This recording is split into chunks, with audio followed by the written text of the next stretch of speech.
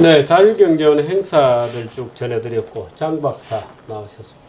어서 네, 오십시오. 안녕하십니까. 예, 국군의 날에 대해서 얘기합니다. 10월 1일 국군의 날. 오늘이 10월 1일이죠. 네, 그렇습니다. 예. 이게 언젠가부터는 이제 국경일 쉬는 날이었는데. 원래 옛날에 국군의 날 하면 여의도에서 네, 멋진 프레이드도 하고 그랬어요. 그렇습니다. 저는 어려서 대방동 살았기 때문에 그 바로 퍼레이드가 앞에서. 예, 항상 대방동을 지나가서 늘 나가서 구경을 했습니다. 그렇군요. 근데 지금은 이 퍼레이드를 아마 5년에 한 번 하는 걸로 바꿨다고 그랬나요? 들었습니다. 예. 하고 있기는 하고 있고. 예. 그래서 몇 년 전인가 저기 광화문에서 네, 했습니까? 네, 광화문에서 죄송합니다, 쭉, 제가. 예. 네, 들어와가지고. 그래서 국군의 날은 어떻게 정해집니까? 국군의 날은 그 전에는 이제 육군 기념일은 10월 2일, 해군 기념일은 11월 11일, 공군 기념일은 10월 1일 이렇게 따로따로였는데 1956년 9월 14일 국무회의에서 10월 1일을 국군의 날로 하자. 이날은 다시 언제? 1956년 9월 14일 국무회의에서 의결을 했는데요. 예. 이 10월 1일은 1950년 10월 1일 육군 3사단 23년대가 강원도 양양 최초로 38선을 돌파했던 것을 기념해서 10월 1일로 네, 정한 겁니다. 그렇군요. 그 돌파가 강원도 양양이었습니까? 예. 9월 15일 인천 상륙작전이 시작이 되죠. 예. 그래서 928 수복이 된 다음에 예. 그 다음에 과연 이제 유엔군과 국군이 38선을 돌파할 것이냐 해야 되느냐 말아야 되느냐 요게 이제 굉장히 쟁점이었습니다. 예. 그런데 정일권 소장이 당시 미 8군 사단장이던 워커 중장을 찾아가서 예. 지금 저 양양의 고지를 점령하지 않으면 예. 실질적으로 아군에게 막대한 피해가 온다. 그래서 설득을 해가지고 이 김백일 소장이 이끄는 휘하부대 육군 3사단이 양양을 점령하죠. 예. 그리고 일단 대한민국 국군이 38선을 돌파한 이상 38선 이남에 머물 것이냐 진격할 것이냐 이건 이제 무의미해진 겁니다. 그래서 총공세에 나서게 됩니다. 그래서 이제 압록강까지 갔다가 중공군의 개입을 그렇습니다. 네. 맞닥뜨리게 되죠. 네. 그래서 그때 전략가들은 평양과 원산선 고려시대 국경선이죠. 말하자면은 거기서 진격을 멈추고 협상을 해야 한다라는 안을 여러 번 그 메가더에게 보고를 했습니다만은 메가더 장군이 그거를 받아들이지 않았다라는 얘기가 있습니다. 그러니까 그때 그 선에서 멈추었더라면 어떻게 될까요?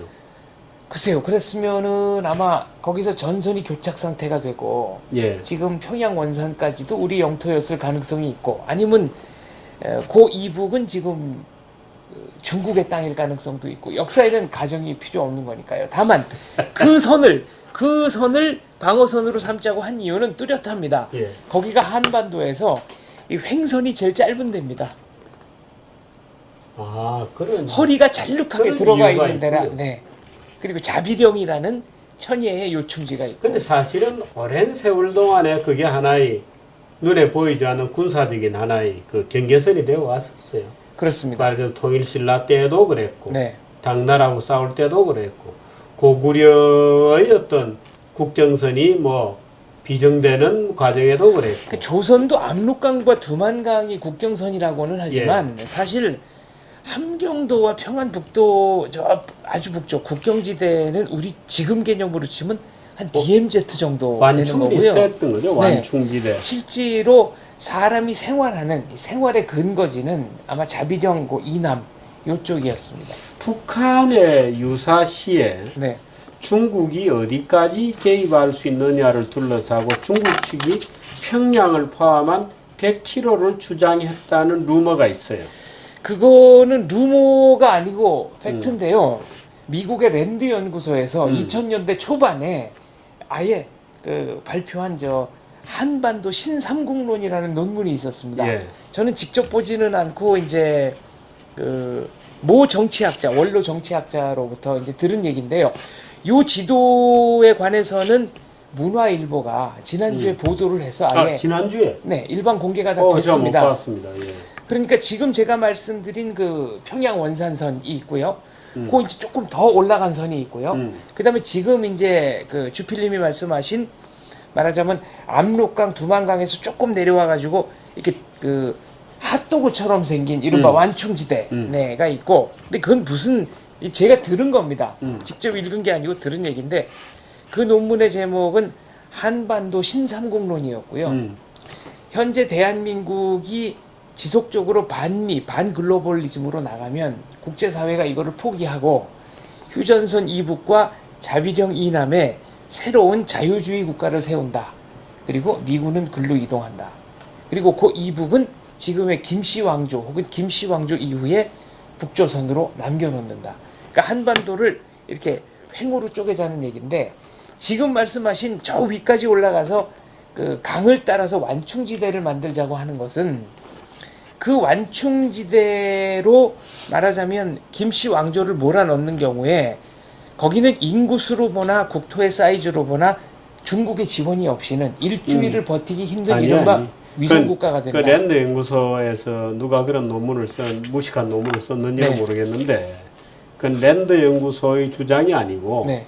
실제로 중국과 미국 간에 그런 가설적 대화들이 있었다는 거예요. 네, 그래서 바로 중국이 어디까지 네, 말하자면 군사 개입을 할 것인가. 군사 개입을 할 거냐는 것을 둘러싸고, 그러니까 이제 기본적으로 대한민국에서 통일되는 것을 전제로 하고, 네, 이제 중국이 말하자면 만주로 북한의 병력 일부라도 터져나가면 곤란하잖아요. 그렇죠. 그래서 말하자면 올코트 프레싱을 하는데 네, 어디까지 내려올 거냐 하는 그 선을 둘러싸고, 뭐 예. 5km 선도 있고. 예, 무기 관리를 그러니까 네. 무기 접수를 어떻게 해서 관리할 거냐. 예, 그래서 그런 5km 설, 얘기. 10km 설. 그래서 뭐 네. 평양을 포함해서 이렇게 100km까지 네. 뭐 주장했다는 선에 관한 설도 있고. 예, 그러니까 그 설이 이제 그 설 가운데 가장 극단적으로 나간 게 바로 그렇죠. 한반도 신삼국론이라는. 그러니까 저희 입장에서 보면은 이게 터무니없지만 어떻게 보면은 이게 그 무조건적인 반미에 대해서 미국의 가장 말하자면은 이 극단적 우익. 근데 이런 아마 미국의 그 우익의 본심은 한반도에서 철수하고 싶을 겁니다. 일본만 지키면 된다고 생각해요. 사실은 에치슨 라인이 세계 그 말하자면 전술학자들 사이에서는 네. 굉장히 합리적인 선이라는 합리적인 얘기를 선이에요. 합니다. 한반도에 괜히 거기서 귀찮게 네. 일본으로 방어선을 물리버리면 간단한 것인데. 근데 지금 우리가 사실은 국군의 날 얘기하다 지금 이렇게 되고 그렇습니다. 이제 밀고 올라가는 얘기였는데요. 9월 15일 날 인천 상륙, 그다음에 이제 9.28 수복을 했죠. 예. 네, 9.28 수복을 했는데 이때도 9월 18일 날 미군 해병 1사단과 한국 해병대가 김포 비행장을 탈환합니다. 며칠 날? 9월 18일 날. 어. 9월 15일 인천 상륙 작전 이후에 예. 사흘 만에. 서울을 점령할 때까지가 13일이 걸린 겁니다. 꽤 걸렸습니다. 며칠 꽤 동안. 걸렸습니다. 그러니까 김포 비행장만 해도 북괴군 한 400명 정도가 방어를 하고 있었고요. 예. 그다음에 이제 가장 격전이 벌어졌던 데가 저 지금 월드컵 경기장 쪽 수색으로 해가지고 예. 이렇게 들어오는 안산 연희고지, 그러니까 연세대 뒷산의 연희고지, 거기가 지금 버스 정류장 이름으로는 남아 있습니다. 어떻게 돼 있어요? 거기가 연희고지 정류장으로 되어 있습니다. 고지라는 말이 남아 있습니까? 네, 그게 남아 있습니다. 그러니까 거기가 옛날에 지금은 이제 다 산들이 깎여 나갔지만 예. 조선 시대만 해도 청나라 사신들이 들어오는, 그러니까 북쪽에서 한양으로 통하는 유일한 통로였던 무학제가 있던 곳이고요. 예. 6.25 때도 그럼 무학제에서 연세대학 그 뒤로 넘어가는 그 어디가 연희고지였겠죠? 그렇습니다. 그러니까 시내에서 보자면 시내를 기준으로 하면 연세대학을 지나서 조금 더 가야 되는 거죠. 예. 네. 그래서 24일 날, 음. 21일 날 수색에 들어왔고 3일간의 전투를 거쳐서 24일 날 연희고지를 점령을 하는데요. 예. 이때 함재기와 포병의 지원을 받아서 가까스로 이제 말하자면 연희고지를 탈환을 합니다. 그리고 9월 27일 오전 6시 10분에 대한민국 해병대가 중앙청에 태극기를 개양하고요. 9월 29일 12시에 메가더가 이승만 대통령이 참석한 이른바 수도 한도식에서 각하에게 대한민국의 수도를 다시 돌려드립니다라는 유명한 말을 남기죠. 근데 요것도 이제 그 해병대 중앙청 태극기를 개양했던 분이 당시에 박정문 소대장, 네, 그다음에 최국방 견습해병 이 두 사람인데 이분은 이 두 분 견습 해병이라는 말이 있었던 모양이죠. 그 당시에는 이제 뭐 그 견습이라는 훈련병도 게, 아니고. 네. 최인호 작가의 그 신춘문예 당선작이 견습 환자입니다. 오. 그러니까 견습이라는 말이 이제 좀 널리 쓰이던 아니 말이에요. 그러니까 수습이라든지 뭐 네. 지금은 견습 대신에 수습. 예, 요게 근데 인턴 그게 훈련병도 아니고. 예. 훈련병은 좀 벗어난 거 아닐까요? 오. 견습이라는 건 보면서 익힌다니까. 견습 네. 해병. 그 이 두 분은 아무튼 김영삼 대통령이 중앙청 헐어버리기 전에 매년 이 9월 27일 날만 되면 두 분이 직접 군복 입고 올라와서 이 태극기 개양하는 그 국가 행사를 하기도 했고요. 실제 얘기를 들어보면 중앙청 건물에 그 인민군 패장병, 그 북배군 패잔병들이 있어가지고 격투를 하면서 올라갔다고 합니다. 그리고 이때 국기가 올라가는 게 당시 서울 시민들에게 아주 상징적인 의미가 굉장히 막강했다라고 하는 거죠. 그런데 문제는 이 국가보훈처가 주관해가지고 예. 금년 9월 28일에 서울 광장에 광화문 광장에 태극기 개양대를 설치하고 말하자면은 9.28 수복 행사를 하려고 했습니다만은 서울시 열린광장 시민위원회라는 곳에서 광화문 광장에 태극기 개양대를 설치하는 것은 시민들의 통행과 이용에 방해가 되기 때문에 이거를 허락할 수 없다라고 얘기를 했습니다. 그러니까 박원순 시장은 그 9.28 이 행사를 굉장히 좀 호의적으로 평가하는 듯한 발언을 했습니다만 결국은 이 위원회가 이걸 막았는데 이 시장님이 이거 다시 한번 뒤집어 써야 되는 게 아닌가 하는 생각을 저는 개인적으로 합니다. 내밀하게 서로는 눈찔끈하는 사이 아닌가요? 뭐 그런 혐의가 있는데요. 네. 그러면 이제 100번 양보해서 이 태극기 개양대 설치가 시민들의 통행과 이용에 방해가 된다. 네. 그렇다면은 1년 이상, 거의 1년 한 4, 5개월 됐나요? 세월호 천막은 그러면 광화문 광장의 시민들의 통행과 이용에 방해가 안 된다는 건지 그 기준이 왔다 갔다 한다는 생각을 떨칠 수가 없습니다. 뭐 떨칠 수가 없네요. 기울이는 생각을 떨칠 수가 없는 게 아니고 네. 왔다 갔다 하고 말도 안 되는 얘기를 하고 있는 거예요. 말도 안 되는 얘기를 하고 있는 거지. 이게 뭐 떨칠 수가 없는 게 아니죠. 말도 아닌 얘기를 하고 있는 거죠.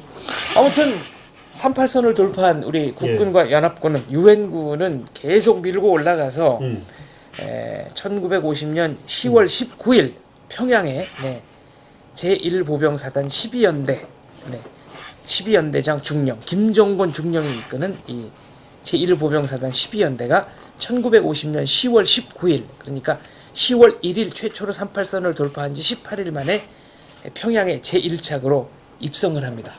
그리고 10월 21일 능라도 비행장에 이승만 대통령이 내려서 온집한 군중들과 더불어서 아주 뜨거운 연설을 하고 10월 30일 평양 입성 평양 시민 환영 대회라는 걸 하죠. 예. 이게 이제 평양시청 발코니에서 이승만 박사가 연설을 하는데요. 그렇군요. 요때 태극기를 그려서 나눠줬다가 북한에 의해서 반역자로 찍힌 사람이 바로 그 정규제 뉴스에 가끔 나오는 이해란 박사님의 할아버지입니다. 아 그렇습니까? 네. 허허 참. 그럼 또 할아버지인가 사연이 작은 할아버지로 저는 알고 있는데 화가셨답니다. 어. 근데 요거를 저도 얼핏 들었습니다. 근데 예. 그거를 그분 이해란 박사 할아버지군요. 근데 이해란 박사 할아버지가 그랬다는 것을 이해란 박사의 증언 말고는 어떻게 따로 사실 증명할 방법이 없지 않습니까? 그렇군요. 그런데 작년에 북한 방송이 이제 탈북자 중에 처단해야 될 사람 그래서 한 명 한 명 짚어서 이제 방송을 하는데 그 중에 11번째가 이해란 박사였고 이해란은 얼마나 반동적이냐 평양 시내에 5,000평의 땅이 있고 평양 인근에 2만 평의 과수원이 있었으며 심지어는 이 평양 입성 이 환영대회 때 할아버지가 태극기를 그려 나눠줬다고 북한 애들이 얘기하는 북한이 자기들이 방송으로 한 거니까요. 그 이해란 박사님 저 통일되면 그 북한이 인정한 평양 시내에 있는 5,000평과 네.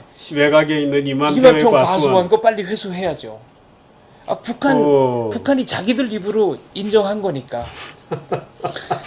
그래서 이제 요때까지는 참 좋았는데 10월이면 벌써 중공군이 이제 압록강을 개입을 하게 넘어서 됐어요. 참전을 하기 시작하고요. 그 중공군 아이들이 참전을 하게 된 게 과거에 그 중공군이 소위 이제 장개석 군대하고 싸울 때 네, 개마고원 이쪽으로 넘어 다녔다는 겁니다. 그렇습니다. 예, 그래서 이제 그 루트를 잘 쭉 알아서. 애들이 잘 알았기 때문에 그렇게 신속하게 이제 말하자면 군사 전개를 할 수 있다고 그러더라고요.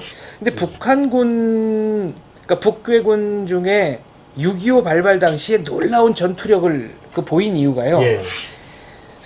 북괴군의 3분의 1이 조선인 병사였는데 이른바 국공내전, 중국 국공내전에서 실전 경험이 있는 병사였습니다. 그리고 북괴군의 5, 6, 7사단은 중국에서 아예 편성 자체를 마치고 그대로 입국을 한 겁니다. 이게 초기에 북괴군이 보여줬던 놀라운 전투력의 전투력의 비밀이다. 원천이었다. 네. 그렇군요. 10월 1일 다시 한번 양양으로 38선을 돌파한 그 날이다. 네. 그리고 명분을 만들어서 전면적으로 이제 올라가서 압록강 끝까지 가기도 했죠. 그래서 세계적으로 이 전쟁사학자는 6.25 동란의 별칭을 아코디언 우어라고 부르기도 합니다. 아, 이렇게 왔다 갔다 그러니까 했다. 낙동강까지 이렇게 왔다가 쭉 올라갔다가 다시 일사후퇴 때 밀렸다가 그렇군요. 그리고 이제 51년부터는 전선이 이른바 지금의 휴전선 예, 인근에서 고착화되죠. 네, 교착화됩니다. 그렇군요. 네. 어떻든 뭐 옛날 프레이드 자체는 뭐 그렇게 안 해도 무방이라고 생각합니다만 우리가 10월 1일은 참 뭔가 기념을 해야 되고 또 북진 이후에 다시 후퇴하는 과정에서 수없이 많은 사람들이 저기 그림이 나오는 저게 바로 네, 저 두 분. 네, 네. 저 두 분은 지금 살아 계신가요? 살아 계신 걸로. 네.